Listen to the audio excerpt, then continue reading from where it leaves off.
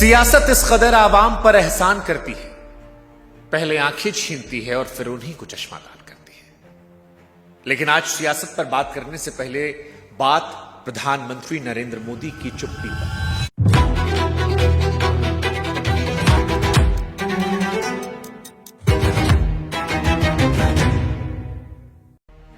और इस चुप्पी को समझने के लिए आपको मनमोहन सिंह को याद करना पड़ेगा। वो मनमोहन सिंह जिन्हें 10 साल तक देश ने मौन मोहन सिंह कहकर मजाक उड़ाया, क्योंकि वो 2G घोटाले पर खामोश थे, कोयला पर खामोश थे, कॉमनवेल्थ गेम्स पर खामोश थे, हर बड़े मसले पर खामोश थे। और तब सारा देश कहता था कि प्रधानमंत्री बोलते क्यों नहीं है। आज हम और आप 2026 में हैं, लेकिन सवाल वही है, बस नाम बदला है। और आज भी जनता पूछ रही है कि मोदी जी आप चुप क्यों हैं। यह सवाल बड़ा महत्वपूर्ण है, क्योंकि आज सड़क से लेकर संसद तक जो कुछ दिखा वो 30-50 साल में दिखा नहीं था। आज अफरा तफरी चारों तरफ थी, लाठीचार्ज हो रहा था, छात्र लाठियां खा रहे थे, पुलिस वालों को भी चोट आ रही थी, भीड़ में पत्थर चल रहे थे, बैरिकेड टूट रहे थे। नेपाल, बांग्लादेश, श्रीलंका में जो कुछ हुआ था उसकी झलकियां दिखाई पड़ रही थी। मेट्रो से लेकर सड़क तक अफरा तफरी थी और ऐसा लगा कि आज फिर से जनता को यह एहसास हुआ कि संसद का रास्ता जो है वो सड़क से होकर जाता है। और जो तस्वीरें आई वो ऐतिहासिक थी।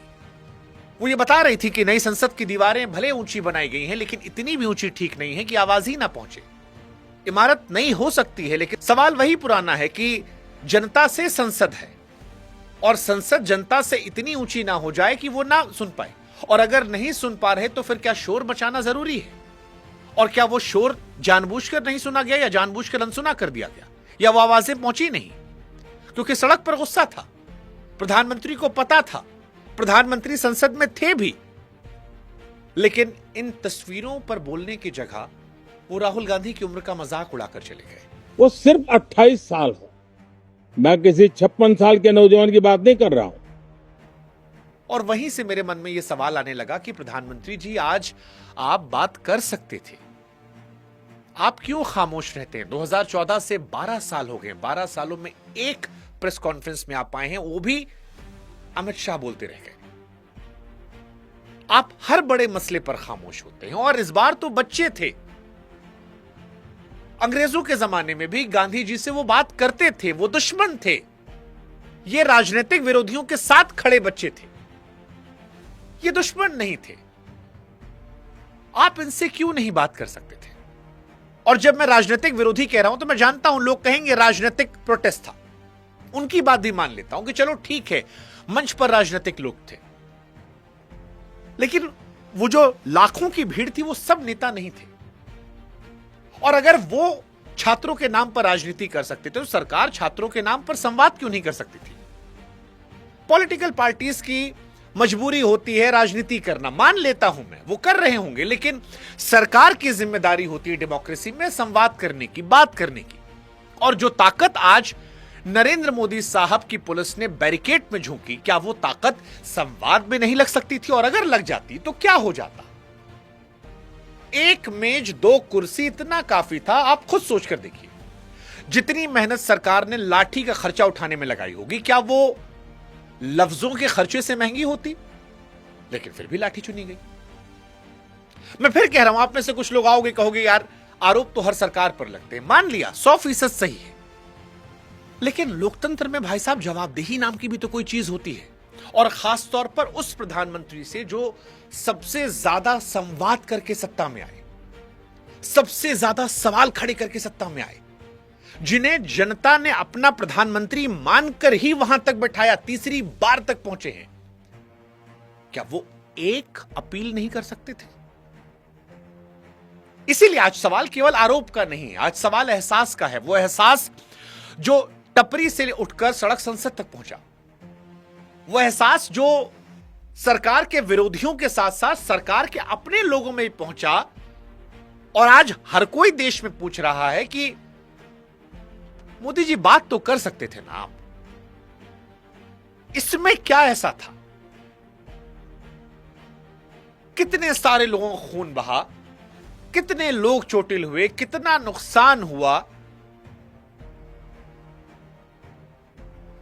बात करके 10 मिनट में यह सब सुलझाया जा सकता था। और जब बात नहीं हुई, चुप्पी हुई, तो आज इस चुप्पी को हम तोड़ेंगे। नमस्कार, मैं हूं शुभांकर मिश्रा और आज का वीडियो बड़ा महत्वपूर्ण है, इसलिए हाथ जोड़ के आपसे विनती कर रहे हैं कि 2-4-5 मिनट मत देखिएगा, या तो अभी छोड़ दीजिए या बैठ के पूरा सुनिएगा, क्योंकि यह संवाद होना जरूरी है और यह संवाद सरकार के आलोचकों और सरकार के समर्थकों दोनों को समझना जरूरी है। इसलिए हम आपसे हाथ जोड़कर रिक्वेस्ट करते हैं कि आज प्लीज आप ये वीडियो पूरा सुनिएगा। और एक और गुजारिश कर रहे हैं कि जब देश इतना दिलेरी दिखा रहा है, हम इतनी दिलेरी दिखा रहे हैं और प्रधानमंत्री नरेंद्र मोदी जी की चुप्पी का हिसाब मांग रहे हैं, तो हमारे व्हाट्सएप चैनल से जुड़िएगा ताकि हम आप तक अपनी ये वीडियोस पहुंचा सकें और आप इसे देश में आगे बढ़ा सकें, ताकि ये संवाद बढ़े। यार, ये चुप्पी टूटनी चाहिए। मेरे व्हाट्सएप चैनल का लिंक मैंने डिस्क्रिप्शन में दे दिया है, आप जुड़ेंगे तो मेरी ताकत बढ़ेगी, हौसला अफजाई होगी। अब सीधे शुरुआत करते हैं। देखिए, शुरुआत में मैंने कहा था कि मान लेते हैं कि ये प्रोटेस्ट राजनीतिक है, क्योंकि लिस्ट फॉरवर्ड हो रही है ट्विटर से लेकर इंस्टाग्राम, व्हाट्सएप पर कहा जा रहा है कि भीम आर्मी, आयसा, समाजवादी पार्टी, आम आदमी पार्टी और कुछ और लेफ्ट के संगठन जो हैं वो मिलकर सीजेपी की भीड़ में आ रहे हैं। मान लेते हैं हम यही सच है, मंच पर झंडे यही होंगे।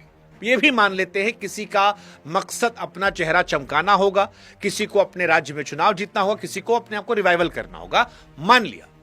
लेकिन अब एक सवाल हम आप लोगों से पूछते हैं, वो जो नीचे भीड़ थी, लाखों की भीड़, वो क्या थी?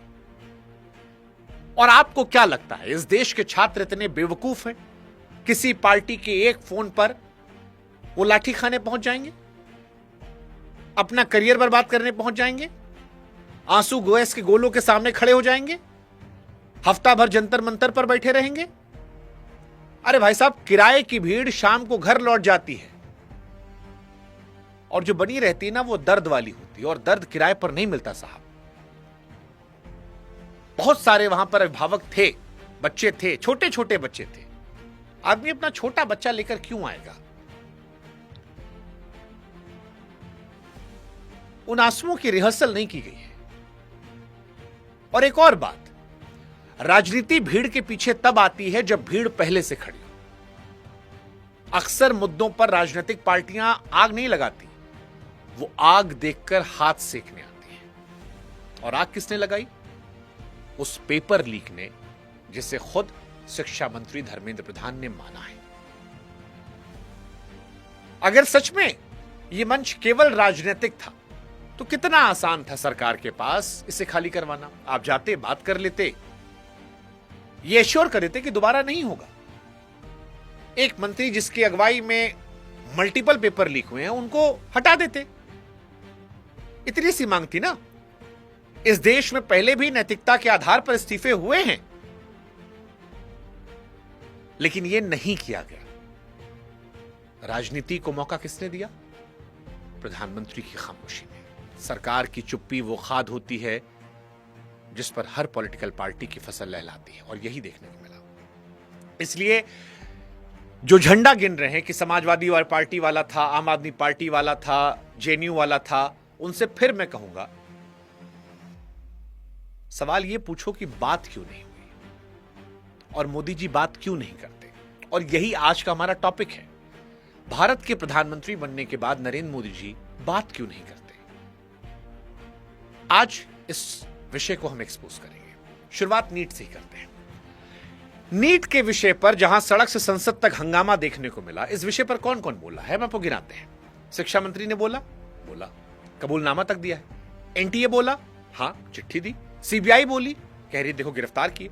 सुप्रीम कोर्ट बोला, विपक्ष बोला, सड़क बोला, चाचा ताऊ नाना काका फूफा सब बोले, सब ने जाना समझा। सिर्फ एक व्यक्ति नहीं बोले, वो थे हमारे देश के प्रधानमंत्री नरेंद्र मोदी साहब। और मैं प्रधानमंत्री या कोई आलोचक होकर नहीं बोल रहा हूं, मैं प्रधानमंत्री नरेंद्र मोदी साहब के समर्थकों से भी कह रहा हूं कि साहब, आपने हमारे प्रधानमंत्री जी का क्या कोई संबोधन सुना है? मैंने नहीं सुना है। और अगर आपको मिलेगा तो प्लीज आप कमेंट सेक्शन में डाल देना लिंक, मैं सुधार कर लूंगा। क्योंकि मेरा चुप्पी पर सवाल है कि मोदी जी की चुप्पी चॉइस है या अवॉइड करना है, या उनका फैसला है? अब आप में से कुछ लोग तर्क लेकर आ सकते हैं कि भाई प्रधानमंत्री हैं, हर बात पर थोड़ी बोलेंगे। ठीक है, हम दुनिया के सबसे बड़े लोकतांत्रिक देश हैं। आप जानते हैं बाकी दुनिया के लोकतांत्रिक देशों में प्रधानमंत्री कैसे संवाद करते हैं, या जो प्रमुख होते हैं कैसे संवाद करते हैं? क्योंकि मोदी जी की चुप्पी की बात है, इसलिए उदाहरण से आज हम आपको समझाते हैं बाकी जगह संवाद कैसे होता है। इंग्लैंड, वहां जो प्रधानमंत्री होते हैं, चाहे कोई भी हो, हर हफ्ते संसद में खड़े होते हैं। विपक्ष सीधे सवाल पूछता है, बिना बताए, बिना तैयारी का मौका दिए, जो मर्जी आए पूछ लो, और खड़े होकर जवाब देना पड़ता है, वहां से भाग नहीं सकते। और यह हर हफ्ते होता है, कई दशकों से चल रहा है। चर्चिल से लेकर आज तक कोई प्रधानमंत्री उनका बच नहीं पाया। अमेरिका तो इससे भी एक कदम आगे है। वहां पर राष्ट्रपति जो हैं वो पत्रकारों के सामने खड़े होते हैं, पत्रकार के मन में जो आए वो पूछते हैं, तीखे से तीखा सवाल, कड़वे से कड़वा सवाल, बेइज्जती वाले तक सवाल, और उनके जवाब देने पड़ते हैं, क्योंकि वहां चुप रहने कोई विकल्प नहीं है। ये हेल्दी डेमोक्रेसी के लिए अच्छा है। अब आप में से कुछ लोग कह सकते हैं कि भाई साहब वहां से तुलना करने की जरूरत क्या है, वो तो विदेश है, हमारी परंपरा अलग है। चलिए आपकी बात फिर मान लेते हैं हम, और हिंदुस्तान की बात करते हैं। हिंदुस्तान की अगर बात करें तो यहां पर पहले प्रधानमंत्री नरेंद्र मोदी से लेकर भारतीय जनता पार्टी के पहले प्रधानमंत्री अटल बिहारी वाजपेयी साहब से लेकर मोदी जी से पहले प्रधानमंत्री मनमोहन सिंह तक आपको उदाहरण देते हैं। हर दौर में पत्रकारों ने सवाल किया है, जवाब मिलते थे। कई बार ऐसा हुआ है प्रधानमंत्री लोग चिढ़े हैं, खीस आई है, लेकिन वो भागे नहीं है। ये परंपरा दशकों तक चली है। एक आपको उदाहरण बताते हैं, शायद आपको शॉक कर जाए। वो मनमोहन सिंह साहब जिन्हें देश ने मौन मोहन कहा था, वो भी प्रेस कॉन्फ्रेंस करते थे साल दर साल पत्रकारों के सामने बैठकर। इनफैक्ट जाते जाते जनवरी 2014 में विदाई की प्रेस कॉन्फ्रेंस भी उन्होंने की थी, जहां पर 100 से ज्यादा पत्रकार थे, तीखे सवाल थे, और वहीं पर मनमोहन सिंह साहब ने वो लाइन कही थी जो इतिहास में दर्ज हो गई कि इतिहास एक रोज मेरे साथ इंसाफ करेगा। अब आप सोचिए कि जिस आदमी को पूरा देश मौन मोहन कह रहा था, वो भी सवालों का सामना करके गए। मौन मोहन सिंह भी माइक के सामने बैठ रहे थे।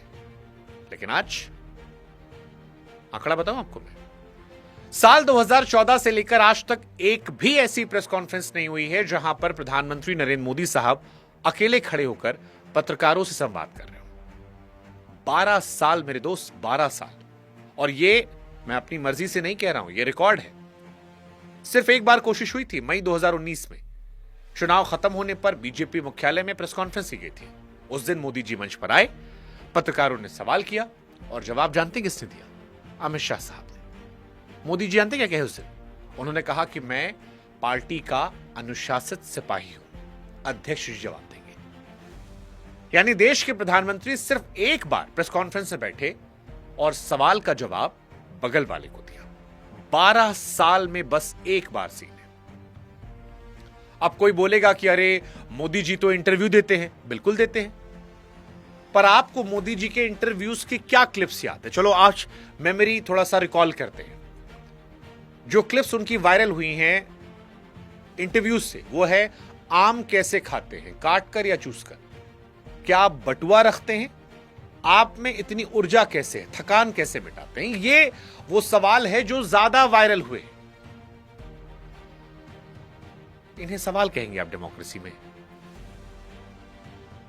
पेपर लीक, बेरोजगारी, महंगाई, ऑक्सीजन की कमी, सरकार की हर विषय पर जवाबदेही, ये सवाल होते हैं। और एक परसेप्शन देश में बना है, सरकार के समर्थक भी इंकार नहीं कर सकते हैं कि जो जर्नलिस्ट न्यूट्रल हैं, चलो मैं उस पार वालों को नहीं कह रहा हूं कि जो सरकार के विरोधी जर्नलिस्ट ही हैं, जो खाली पानी पी पी कर गाली देते हैं और अपने यूट्यूब वीडियो में रोज थंबनेल लगाकर सरकार गिराते हैं, लेकिन जो न्यूट्रल जर्नलिस्ट हैं उनको भी इंटरव्यूज नहीं मिलते हैं। अब आप कहोगे मन की बात होती है, रैलियों में बात आती है, ट्वीट आते हैं। अरे भाई साहब फर्क समझिए, मन की बात में सवाल चूज की जा सकते हैं या अपने मन की बात होती है, कोई पूछता नहीं है। रैली में कोई पूछता नहीं, ट्वीट एक तरफा संवाद है, बोला जा रहा है लेकिन सिर्फ वहां पर जहां पर सवाल नहीं पूछ सकते। और यह संवाद नहीं है, यह भाषण है। संवाद दो तरफा होता है, एक बोले दूसरा पूछे, लेकिन आज सिर्फ एक तरफ से आवाज आती है।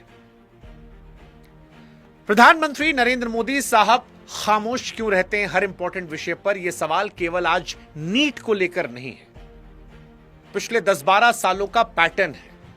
और यह पैटर्न अब देश को परेशान कर रहा है कि मोदी जी चुप क्यों। आप याद कीजिए, मणिपुर महीनों जला,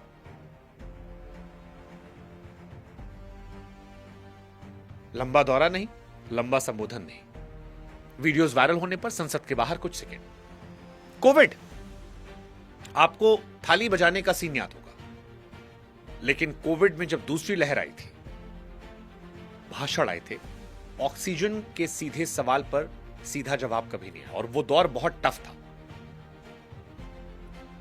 किसान आंदोलन, साल भर वो सीमा पर बैठे रहे, ऊपर से सीधी बातचीत महीनों बात की गई। अग्निपथ, जब नौजवान सड़कों पर उतरे, मंत्री बोले, प्रधानमंत्री नहीं आए। संसद में विपक्ष ने एक पर्टिकुलर बिजनेसमैन को लेकर बार बार सवाल पूछा, चलिए नाम ले लेते हैं, अंबानी अडानी को लेकर बार बार सवाल पूछा। प्रधानमंत्री जी ने कई बार जवाब दिए, लेकिन उन नामों पर एक शब्द नहीं लिया। पेपर लीक, ये तो अब एक रोजमर्रा की जिंदगी का हिस्सा हो गया है, न्यू नॉर्मल। हर बार मंत्री, हर बार एजेंसी, लेकिन प्रधानमंत्री कभी नहीं। जिस जंतर मंतर पर आज यह हंगामा हो रहा था, इसी जंतर मंतर पर 2023 में देश की बेटियां जो ओलंपिक मेडल जीतने वाली पहलवान थी, वो इसी जंतर मंतर पर महीनों बैठी थी। जब वो लड़कियां मेडल जीत कर आई थी तो ट्वीट हुए थे, फोटो खिंचाई गई थी, घर बुलाया गया था। और हर बार होता है, कोई भी क्रिकेट टीम जीत कर आती है, मोदी जी घर बुलाते हैं। लेकिन जब वो बेटियां इंसाफ मांगने सड़क पर बैठी तो चुप्पी। और सबसे दुखद बात जानते हैं क्या? जिस दिन नई संसद का उद्घाटन हो रहा था, उन बेटियों को सड़क पर घसीटा गया। हर बार एक परसेप्शन डाल दिया जाता है कि ये विपक्ष के लोग हैं, इनका एजेंडा है। अरे हो सकता है आपके देश के लोग भी हैं भाई। इन्हीं बेटियों को आपने अवार्ड दिया था, किसी वजह से नाराज हैं। फिर मैं कह रहा हूं, सियासत करने का मौका विपक्ष को इसलिए मिला है क्योंकि एक इश्यू क्रिएट हुआ है जिसपे आप संवाद नहीं करते। आप संवाद करते, विपक्षी पॉलिटिक्स खत्म हो जाती। हर बार इससे काम नहीं चल सकता ना कि ये सब खराब लोग हैं। नई संसद जिसकी ऊंची दीवारें, आज बात कर रहे हो, ये दीवारें उस दिन भी ऊंची थी जब महिला पहलवानों को घसीटा गया था, आज बस दिखाई पड़ी है। कुल मिलाकर कहें तो पैटर्न बड़ा साफ है। और मैं बहुत रिस्पेक्टफुली कह रहा हूं ये बात कि जहां तालियां हैं वहां पर माइक जाता है, लेकिन जब सवाल आते हैं तो वहां खामोशी आ जाती है। आप जीतिए, आपके लिए ट्वीट आ जाएगा, लेकिन अगर आप रो रहे हैं तो उस पर चुप्पी रहेगी। और यहीं पर असली सवाल है, यही असली बात है, क्योंकि लोकतंत्र की पहली शर्त संवाद है।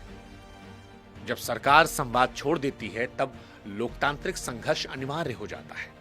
आसान भाषा में अगर कहें और इजी समझाने के लिए, तो जब सरकारें सुनना बंद कर देती हैं तो सड़क पर शोर आता है। आज जंतर मंतर के बाद सड़क से लेकर संसद तक जो कुछ दिखा, वो इसलिए दिखा क्योंकि सरकार ने संवाद करना छोड़ दिया है। और नरेंद्र मोदी साहब, उनकी सरकार को यह समझना पड़ेगा कि लोकतंत्र में सरकारें टीयर गैस से नहीं, संवाद से चलती हैं। अगर सरकार यह सोचती है कि जनता ने आपको वोट देकर सत्ता की शीर्ष कुर्सी पर पहुंचा दिया और यह 5 साल का ब्लैंक चेक है, तो आपकी सोच गलत है। गलत है साहब। आप ही की भाषा में कहें तो आप कहते थे कि आप जनता के चौकीदार हैं। चौकीदार से जवाबदेही तो होती है मोदी जी। जनता सिर्फ वोट लेने के लिए थोड़ी है। ऐसा थोड़ी हो सकता है कि आप वोट लेते वक्त खाली बात कर लें और सवाल पूछते वक्त इग्नोर कर दें। वोट के बदले जवाबदेही, यही तो सौदा था ना मोदी जी, यही तो बात थी ना मोदी जी। 22 लाख बच्चे थे, 10 से ज्यादा मौत हो गई है, सड़क से लेकर संसद तक हंगामा है, बच्चा से लेकर पुलिस वाला तक पिटा है। आप क्यों चुप हैं मोदी जी? और आप समझिए मोदी जी कि प्रधानमंत्री की चुप्पी सिर्फ एक आदमी का बोलना नहीं होती है। प्रधानमंत्री की खामोशी एक खाली जगह बनाती है, और राजनीति में खाली जगह कभी खाली नहीं रहती। जब आप खामोश होते हैं तो अफवाह फैलती है। हर बार पेपर लीक को लेकर फैलती है, री एग्जाम को लेकर फैलती है। जनता सोचती है कि हमें तो कोई सुनने वाला ही नहीं, हर सच भी झूठ लगने लगता है। क्योंकि जहां जानकारी नहीं होती, संवाद नहीं होता, वहां अफवाह हुकूमत करती है। और दूसरा, मोदी जी, बच्चे का भरोसा टूटता है। बच्चा देश का सोचता है कि इतना बड़ा कांड हो गया। जो प्रोटेस्ट करने आया वही बच्चा नहीं सोच रहा मोदी जी। जो बच्चा दूर दराज बैठे मोबाइल चला रहा है वो भी सोच रहा है कि इतना बड़ा कांड हो गया मोदी जी, और आप देश के मुखिया और आपने 2 शब्द बोलने लायक नहीं समझा। आज आप सामने आए तो खाली राहुल गांधी मजाक उड़ा चले गए। अरे कितना बच्चा ऐसा होगा जिसने 3-3 साल मेहनत की होगी, सब खराब हो गया उसका। 10-12 बच्चा मर गया मोदी जी, उनके लिए 2 शब्द भी आपके पास नहीं थे। आज प्रोटेस्ट से भी सोनम वांगचुक को जब उठाया गया, जब वो मरने वाले थे, हाईकोर्ट ने कहा, या इसलिए उठाया गया कि आज संसद का सत्र था, तमाशा ना हो। उसमें भी कितना आपको सोनम की चिंता थी या उस मुद्दे की पता नहीं, पर अपनी चिंता थी, इसीलिए आज पूरी बैरिकेडिंग लगवाई गई थी। और यही वो पल होता है जब देश का लड़का सोचता है कि यार सिस्टम हमसे इतना कटा हुआ है, और फिर वो नौजवान भी सिस्टम से कटता है और उसे वापस जोड़ने में पीढ़ियां लग जाती हैं। और याद रखिएगा मोदी जी, जिस ओर जवानी चलती उस ओर जमाना चलता है। इंदिरा गांधी को भी गुमान था। इतिहास में आप तुलना करते हैं नेहरू जी से, इंदिरा जी से। इतिहास की सिर्फ अच्छी घटनाओं से तुलना नहीं की जाती, इतिहास में जाकर वो भी देखिए आप। क्योंकि चोरी मुफ्त नहीं होती, उसकी कीमत अफवाह होती और भरोसा चुकाता है देश। और फिर मैं कह रहा हूं, मनमोहन सिंह साहब के पास मजबूरी थी, मोदी साहब आपके पास मजबूरी नहीं है। मनमोहन सिंह ने कहा था इतिहास मेरा हिसाब करेगा, आप ये बात नहीं कह सकते। और मैं तुलना आपकी मनमोहन जी से यूं ही नहीं कर रहा हूं, यह तुलना सबसे पहले किसने की थी? खुद आपने की थी मोदी जी। 2013-14 में आप खुद कहते थे कि प्रधानमंत्री बोलते क्यों नहीं। तो जो बात आप कहते थे वो आप पर भी तो लागू होगी ना, ये पैमाना तो आप ही बनाए थे मोदी जी। तो जो तराजू मनमोहन जी के लिए था, जब उनका मजाक मौन मोहन करके हम सब उड़ा रहे थे, आज उस पर जब आप तौले जा रहे हैं तो फिर इसमें गलत क्या है? इंसाफ तो यही है। और वैसे भी मनमोहन साहब कौन थे? नेता नहीं थे, अर्थशास्त्री थे, अफसर थे, प्रोफेसर थे। वो कभी लोकसभा तक नहीं जीते, कम बोलना उनकी फितरत थी। वो खुद प्रधानमंत्री नहीं बने थे, सोनिया गांधी ने बनाया था। कुर्सी उनके पास थी लेकिन रिमोट कहीं और था, ऊपर से गठबंधन की सरकार, सहयोगी गर्दन पर, अपनी पार्टी पर भी कोई पकड़ नहीं थी। मतलब उनके पास चुप रहने के 3 बड़े बहाने थे, उनका स्वभाव, रिमोट जो सोनिया जी के पास था, और गठबंधन की मजबूरी। इसके बाद भी देश ने उनको माफ नहीं किया, जिंदगी भर ताने दिया, और उस इंसान को कहकर जाना पड़ा कि इतिहास मेरे जाने के बाद मेरा इंसाफ करेगा। लेकिन आज तीनों बहाने गायब हैं। अगर स्वभाव की बात की जाए तो नरेंद्र मोदी जी इतिहास के सबसे ज्यादा बोलने वाले भारत के प्रधानमंत्री हैं। रिमोट की बात की जाए तो सत्ता का पूरा कंट्रोल मोदी जी के पास है। और गठबंधन, भैया, जो सरकार एक रात में नोटबंदी लागू कर सकती है, आर्टिकल 370 हटा सकती है, 3 तलाक पर कानून बनवा सकती है, सुप्रीम कोर्ट में जिरा करके राम मंदिर बनवा सकती है, वो जिस मुद्दे पर चुनाव लड़ती है कि ना खाऊंगा ना खाने दूंगा, उस पर एक बड़ा फैसला क्यों नहीं ले पा रही? और यही सबसे चुभने वाली बात है। मनमोहन जी की चुप्पी फितरत थी, स्वभाव था, लेकिन देश नहीं बख्शा। आज आप बच रहे हैं, जानबूझकर चुप हैं, और जो चुप्पी फैसला हो उसे सवाल पूछना हर नागरिक का अधिकार है। और आज हम पूछ रहे हैं आपसे कि मोदी जी, मनमोहन जी के पास मजबूरी थी, आपके पास क्या बहाना है? आप ही का नारा था ना भाई कि ना खाऊंगा ना खाने दूंगा, यही कहते ना मोदी जी। आप ना खाऊंगा, ये इंडिविजुअल ईमानदारी की बात है। हम मान लेते हैं कि आप 100% ईमानदार आदमी हैं, आप 1 पैसे की चोरी नहीं करते, मान लिए। लेकिन मोदी जी, ना खाऊंगा के बाद की लाइन थी ना खाने दूंगा। ना खाने दूंगा को जवाबदेही कहते हैं। अगर हम मान लें कि पहला वाला आप 100% निभा रहे हैं, तो भी तो मोदी जी दूसरे वाले पर सवाल होगा ना, क्योंकि आधा वादा निभाना भी तो वादा तोड़ना होता है। और इसीलिए मैं कह रहा हूं कि सवाल ईमानदारी से ज्यादा जवाबदेही का है। हो सकता है ईमानदारी आपकी निजी संपत्ति हो, लेकिन जवाबदेही जनता की अमानत है मोदी जी। और जितनी बड़ी कुर्सी होती है, जवाबदेही उतनी बड़ी होती है। यही तो लोकतंत्र है। और जब दुश्मन से बात कर सकते हैं तो अपनों से क्यों नहीं? आज जब सड़क से संसद में पुलिस वाले और बच्चे दोनों पिटपिटा रहे थे, तो हमारे मन में सवाल आया कि अंग्रेज भी तो बात करते थे गांधी जी से। आप याद कीजिए 1931 गांधी जी अंग्रेजों के खिलाफ सड़क पर थे, अंग्रेज जेल भेजते थे, दुश्मन मानते थे, लेकिन फिर भी गांधी जी के अनशनों पर क्या होता था? वो जालिम फिरंगी सरकार जो हमारी दुश्मन थी, जिसने हमें कैद कर रखा था, वो बातचीत करती थी, चिट्ठी रखती थी, वायसराय तक हिलते थे। इरविन ने गांधी को मेज पर बिठाया, बात की, समझौता हुआ। गुलाम देश में हुकूमत अपने दुश्मन से बात कर रही थी, लेकिन आज जब हिंदुस्तान आजाद है तो चुनी हुई सरकार 3 हफ्तों में एक बार नहीं आई। फिर मैं कह रहा हूं, एक टेबल, 2 कुर्सी, बातचीत, सब खत्म हो जाता। ना ये बैरिकेड की जरूरत पड़ती, ना ये फोर्स की जरूरत पड़ती, ना बदनामी की जरूरत, ना मार पिटाई की, ना वो मेट्रो में हुए तमाशे की, ना वो अंदर से जो पुलिस वाला बंदूक ताने खड़ा था। पर ये सब कुछ नहीं हुआ मोदी जी। क्यों? क्योंकि बातचीत में आदमी को झुकना पड़ता है और सिस्टम को ऐसा लगता है इस दौर में कि झुकना सही नहीं है, एक्शन लेना आसान लगता है।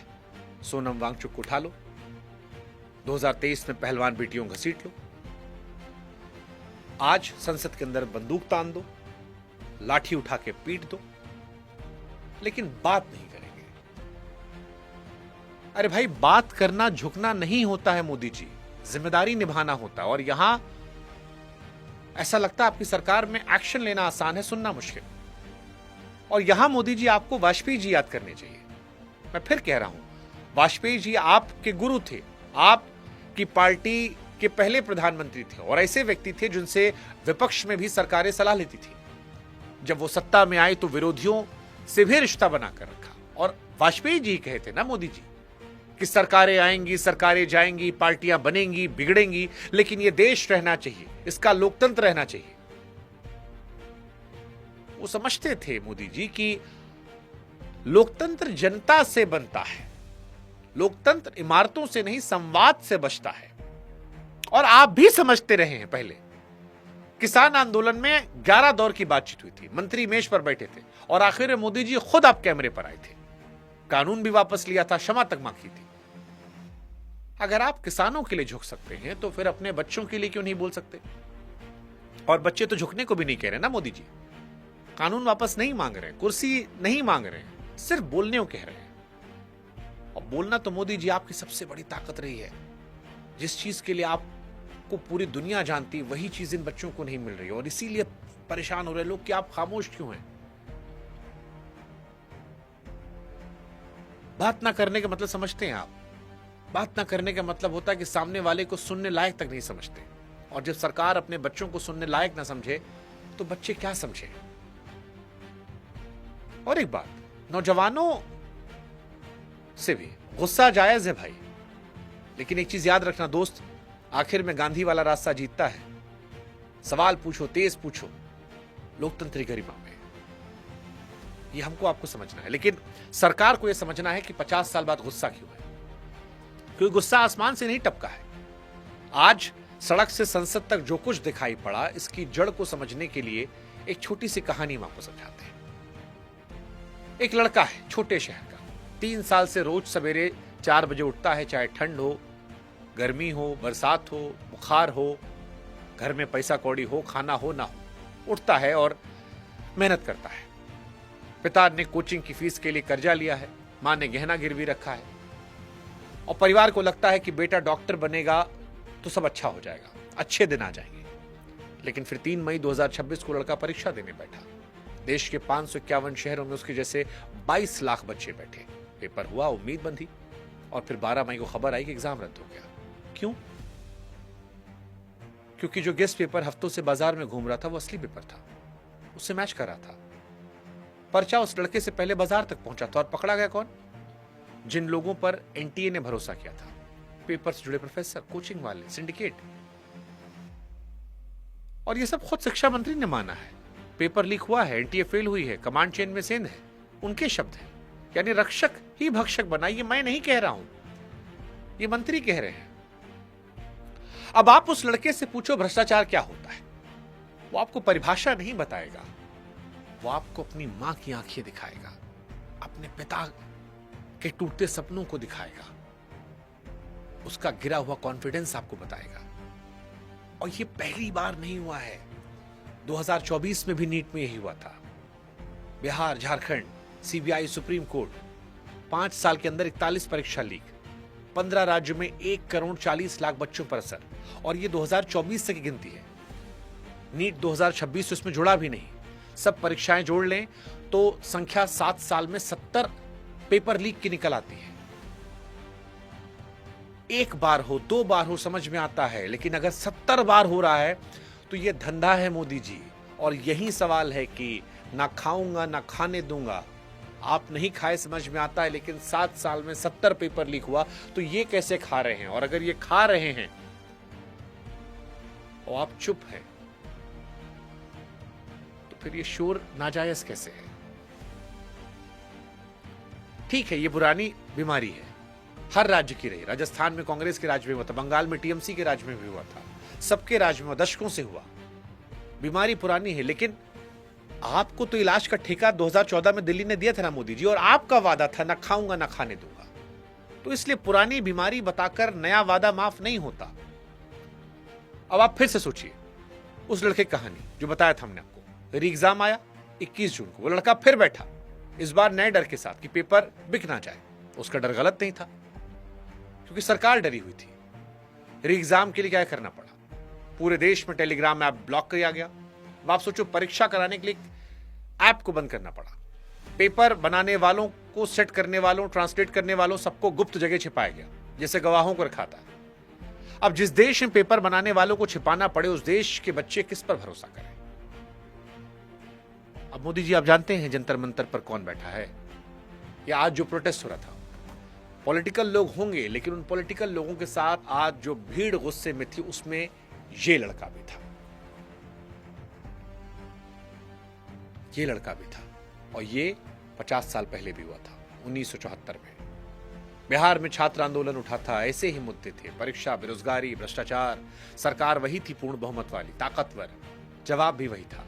तब भी उस आंदोलन को छात्रों का नहीं, विपक्ष की साजिश बताया गया था। लग रहा है ना पुरानी स्क्रिप्ट 50 साल बाद? फिर इतिहास में जो कुछ लिखा गया वो आज भी किताबों में पढ़ाया जाता है। इस देश ने सड़क की आवाज अनसुनी करने वालों को कभी माफ नहीं किया है। और इसीलिए कह रहे हैं कि मोदी जी, चुप्पी ब्याज समेत वसूली जाती है। आपकी सरकार ने कबूलनामा किया, कानून बनाया, ऐप बंद किया, लेकिन जब बच्चा सड़क पर आपसे बात करने आ रहा तो आप खामोश हैं। हालांकि हम ये भी कह दें कि ऐसा नहीं, सरकार कुछ नहीं की है, कदम उठाए हैं।